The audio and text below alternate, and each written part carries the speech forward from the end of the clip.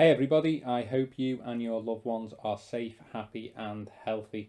Before you listen to or watch the show, remember to subscribe and follow us on Twitter, Facebook, and LinkedIn to stay up to date with all the latest news and updates from my legal club.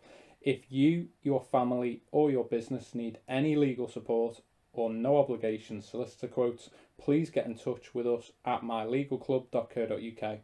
Before you listen to the show, please note the content is for information purposes only and is not to be relied upon. Stay well, and I hope you enjoy the show. Welcome to the show.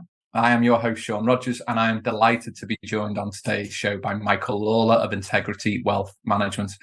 Michael has been involved in mortgage advice since 2004. Michael worked for a large estate agent in central London and took the step in 2011 to start growing his own mortgage business, with the main focus on building a team around him that are passionate about customer service and ensuring they secure the best mortgage deals for their clients. On today's show, we're going to be picking Michael's brains on the mortgage market and trying to extract as much value for you as possible. Michael, before we begin, how are you? Yeah, great, thank you. Yeah, just back from holiday, had a bit of a whirlwind. Summer holidays over, and now crash bang back into work and trying to catch up with everything.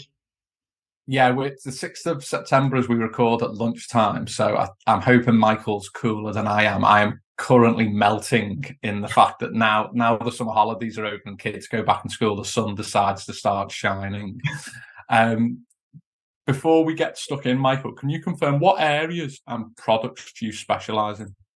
So mainly just mortgages. So sort of quite unusual in that, a lot of mortgage advisors, 50% of their income comes from selling sort of insurance products and 50% from sort of mortgages, whereas I just wholly just mortgage advice in terms of what we offer, and we don't try and do anything else other than mortgage advice. Obviously, being in the industry for like 20 years, I know lots of people that do other stuff. So we can help anyone with anything. In regards to finance, in commercial finance, we have partners that we work with and we refer stuff on. But in terms of what we do, is literally just mortgage advice on a day-to-day basis. And as we record, as I say, in September 2023, last month, the big six lenders reduced rates in the first 2 weeks of August across a number of 2-year and 5-year fixed products. Inflation in the UK dropped to 6.8% in the year to July from 7.9% in June. But the Bank of England is expected to raise interest rates again on the 21st of September in an effort to bring inflation down.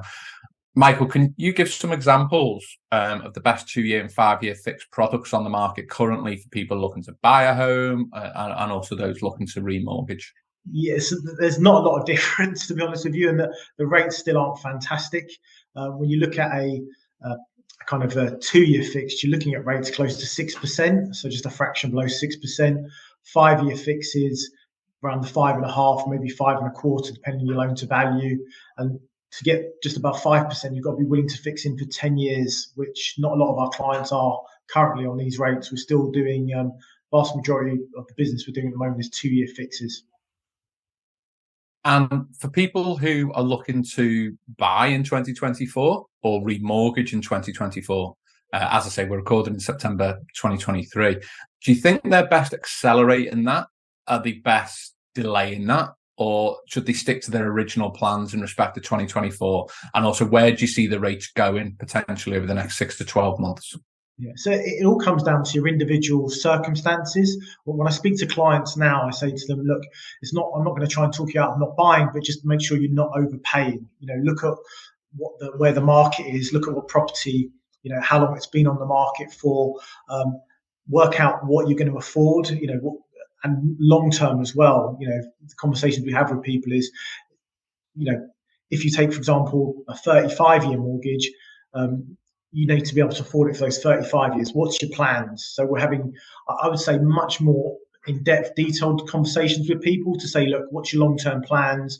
What are you going to be doing in the future that's going to enable you to, pay this mortgage off? Because I think it's a long term to have a mortgage, 30, 35 years. So whenever I have conversations with people, I'm talking to them about how quickly can you pay it off, and talking to them about making overpayments on the mortgage.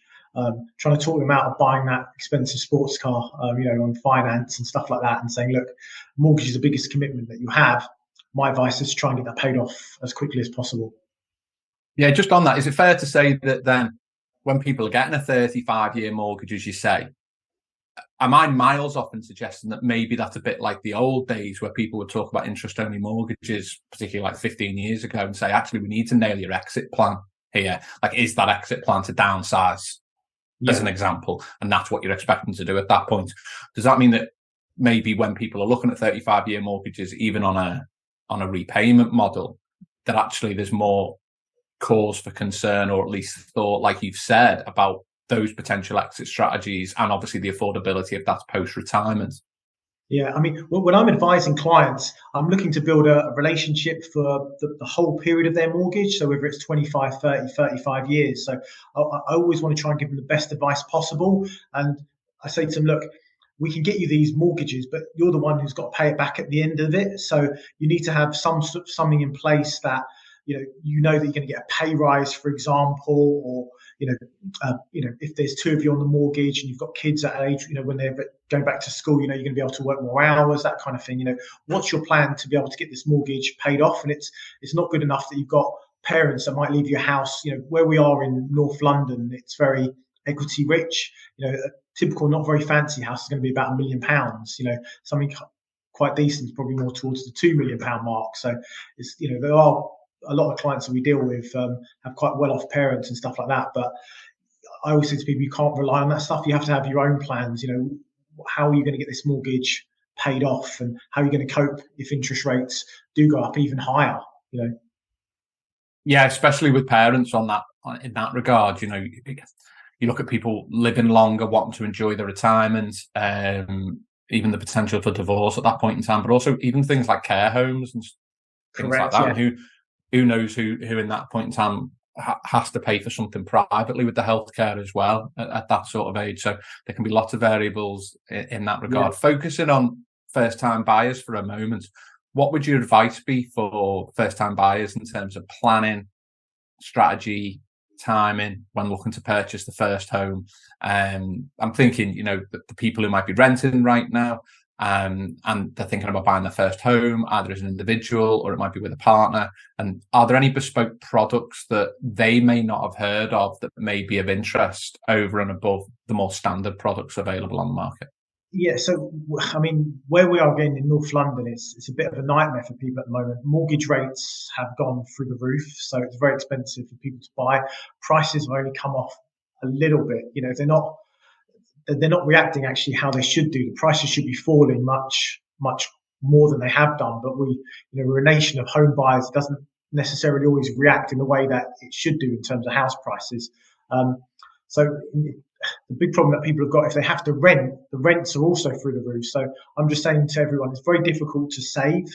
So you're caught between the sort of, you're really a rock and a hard place at the moment for first-time buyers. Unless you've got parents you can stay with to try and increase your deposit, or family help, then it's just very, very difficult in terms of advising people what to do. It's a case of, you just have to make your own mind. These are the options that I can advise you on, but the people trying to save who have to rent, it's very, very hard because there's just not very many properties to rent, and the ones that are available are super expensive.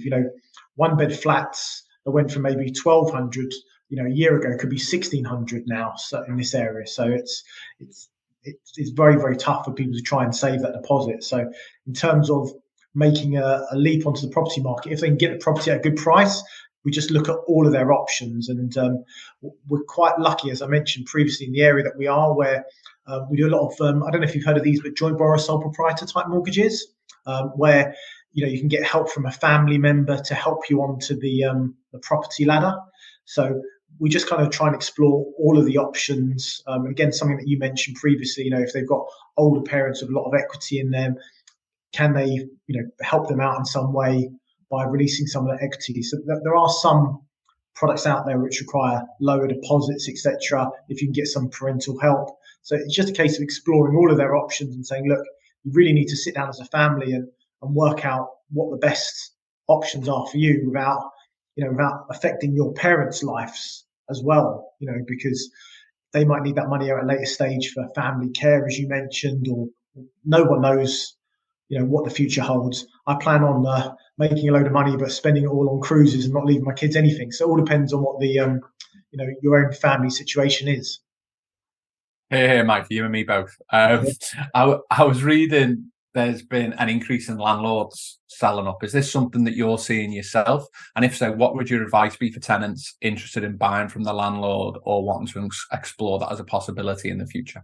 Yeah, so again, it's not something that we've seen in this area, kind of a mass exodus of landlords, because I'm more dealing with what you would call your kind of dinner table landlords, where they buy 2 or 3, and they're buying them either as kind of pension pots or to help sort of kids get on the property ladder in the future. Where we are, it's very expensive to buy, so they want to try and keep family members in the area if possible. And a lot of the products we were doing on the buy-to-lets were 5-year fixed because of the stress test. So we haven't seen a mass kind of sell up, but from speaking to some of my other colleagues, I'm part of the Mortgage Advice Bureau network. So a lot of my colleagues are based, all over the UK, and they're seeing quite a lot of landlords sell up. So it's not something I'm potentially seeing a lot of, but I know that it's definitely happening out there in the data. But in terms of buying off your landlord, have a chat with them. Just explain that obviously you can avoid estate agents' fees, which, depending on the price of property, can be quite expensive. Try and build a good relationship with them. Will they sell it to you at a slight discount? Probably not. But it doesn't hurt to ask the question and have that conversation. With the client. So you can save them the estate agents' fees, which in this area could be 10, 15 grand.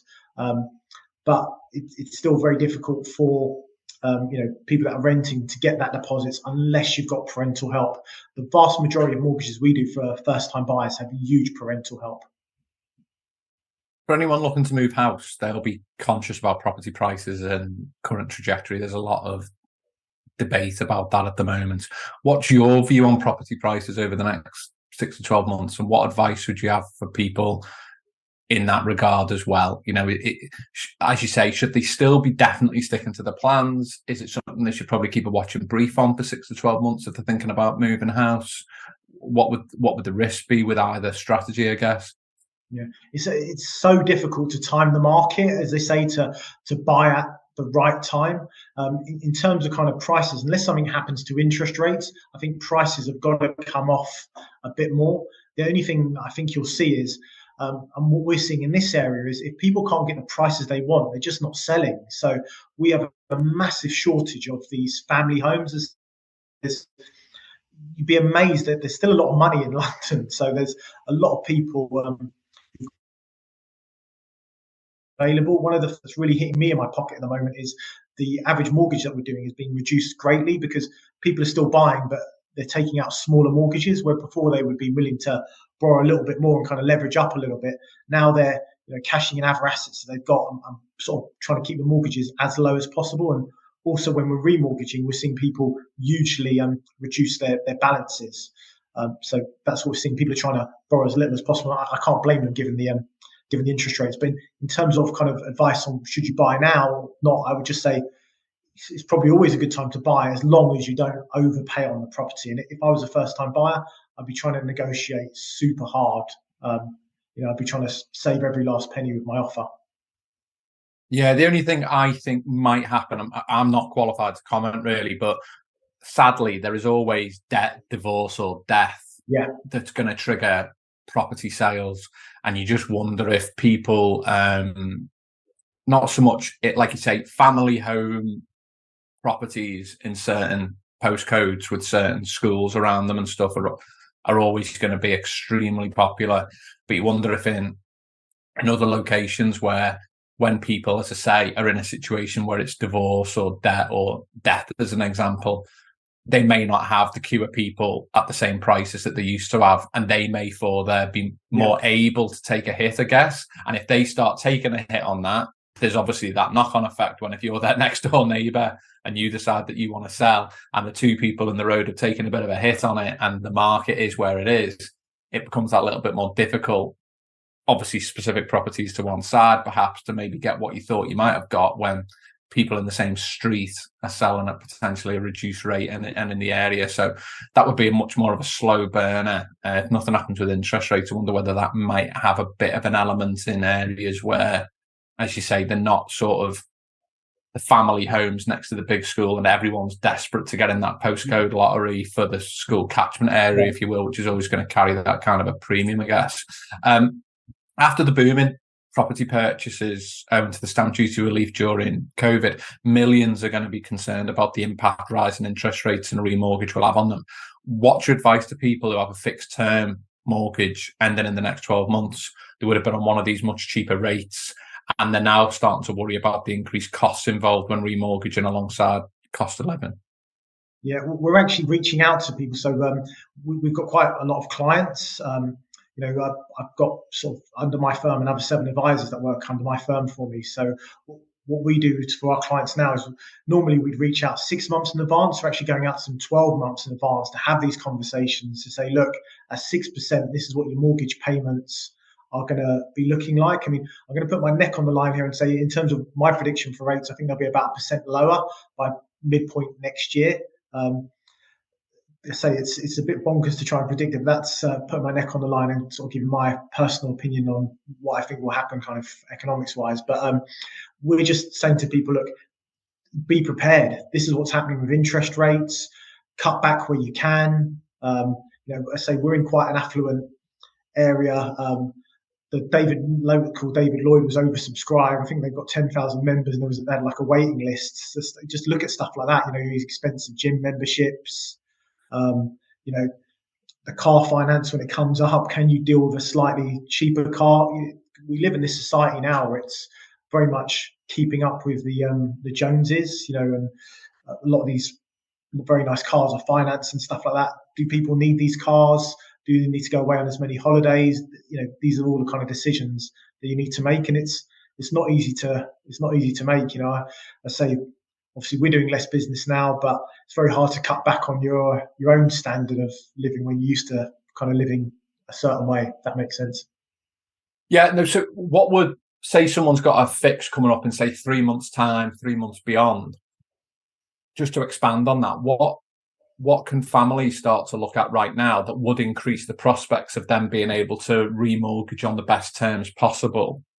3 months, 6 months, 9 months down the line. So if they were listening to this, watching this, if they're sat at home, what conversations, what should that person be thinking about? Or if they're part of a wider, family or partner, whatever, what sort of discussions over the dinner table should they be having to say, right, if we need to remortgage in 3, 4, 5 months, these are the kind of things we can maybe start thinking about, whether it be from a credit score point of view, a debt point of view, bank statements point of view. What kind of things do you think they need to look at to increase their prospects that when they do speak with a broker like yourselves, it gives them the best chance possible of getting the result they want? Yeah, well, obviously speak to a broker as early as possible just to get some advice. But most lenders will let you secure a product 6 months in advance. And with a lot of lenders, the products are cancelable. So we always say to someone, secure something as early as possible that's cancelable, and then just keep reviewing it. So we basically, once we do a deal for a client, we just check in at least once a month, just in terms of where rates are happening, and just keep the client involved in that conversation as well, and say, look, we've got this for you. Let us take away that stress. So if you speak to a broker, they can take that part away for you. As I mentioned, when we're dealing with clients, we don't want to kind of be a wham bam, thank you, ma'am. Let's do a 5-year fixed and never speak again. We want to, do 5-year fixed for you, for example. Over the 25 years, we want to be your mortgage person. We don't just want to be your mortgage person. We want to be the person that when you're down the pub, you're telling them about Mortgage Mike and how he's looked after you, and we want to be that person for them that they feel they can recommend us and they can trust us, and we're going to look after them. I say everything that we do, we try and put the client at the forefront. So whenever I'm making a recommendation to someone, I always try and get as much information, and then I try and advise them as if I was in their shoes. If I was in your situation, based on the information that you've given me. For example, if you've got kids that are, fleeing the nest in a few years' time, you're going to have some extra income. Maybe not reduce the mortgage term right now because you're strapped for cash, but let's look at it again next time. But if you don't have any rainy day money, try and pay some of that mortgage off.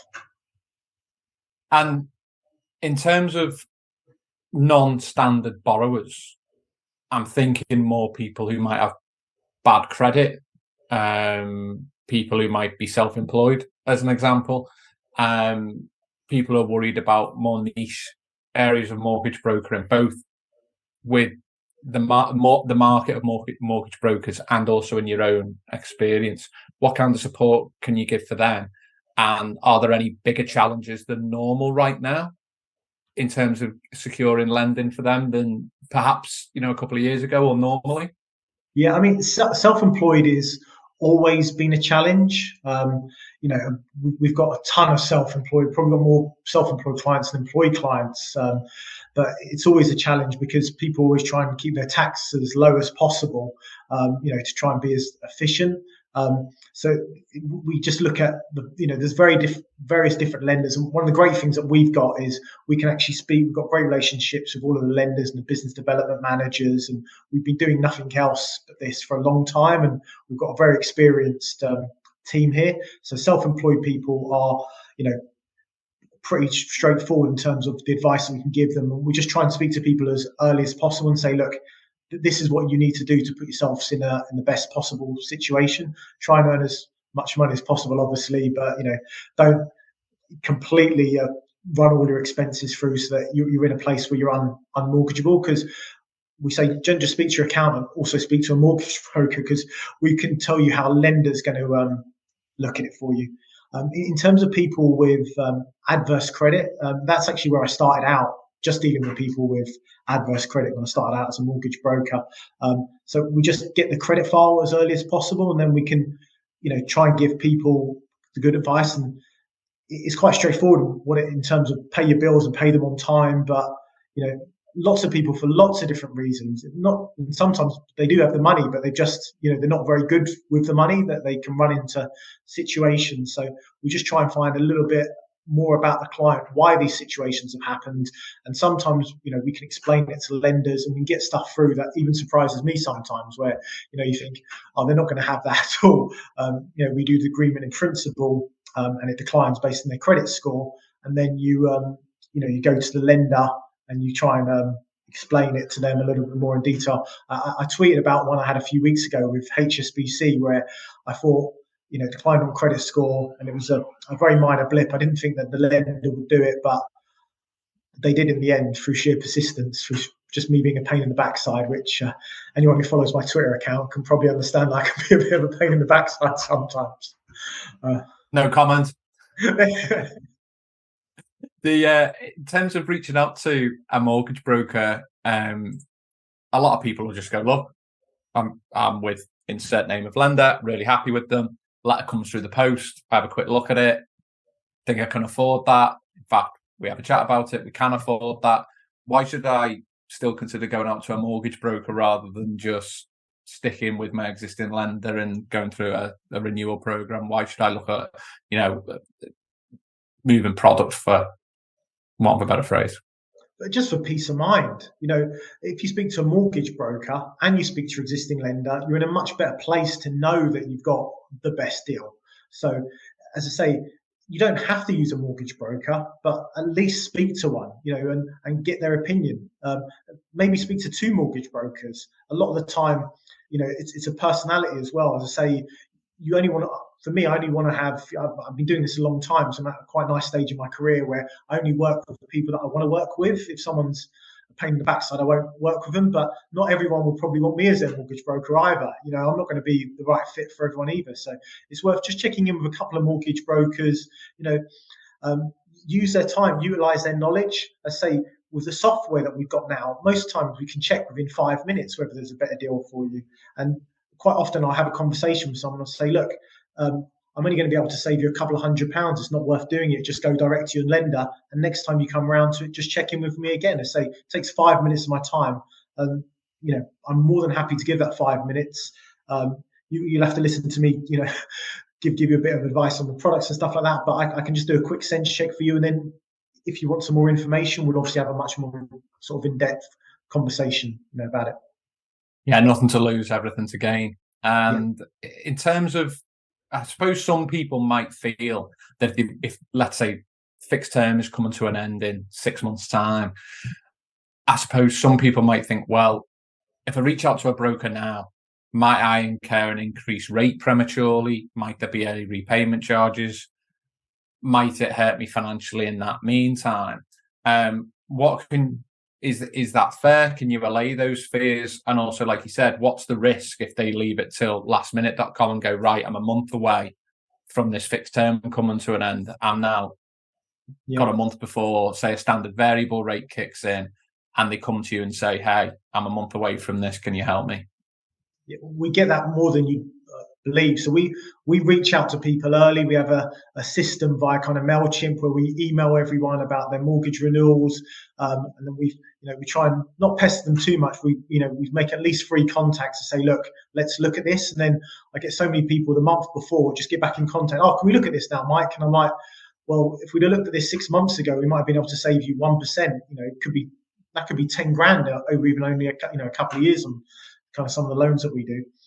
So my just advice to everyone is look as early as possible. Make sure if you are securing something that it is cancelable. So with a lot of the lenders, they will let you book a rate 6 months in advance, but you can cancel it. So that's, again, the benefit of speaking to a broker, because they'll be able to run through all of those options for you and make sure you're not being tied into something. Because, as I say, it's definitely worth reviewing it, and rates are just starting to come off a little bit. Nothing to get too excited about, but we've seen some more lenders reducing up to sort of 0.35 today. So depending on the size of your mortgage, that could save you a couple of grand, over the fixed period. So it's just worth looking at it as early as possible, but keep reviewing it. And if you've got a good broker, that's something that they will do for you.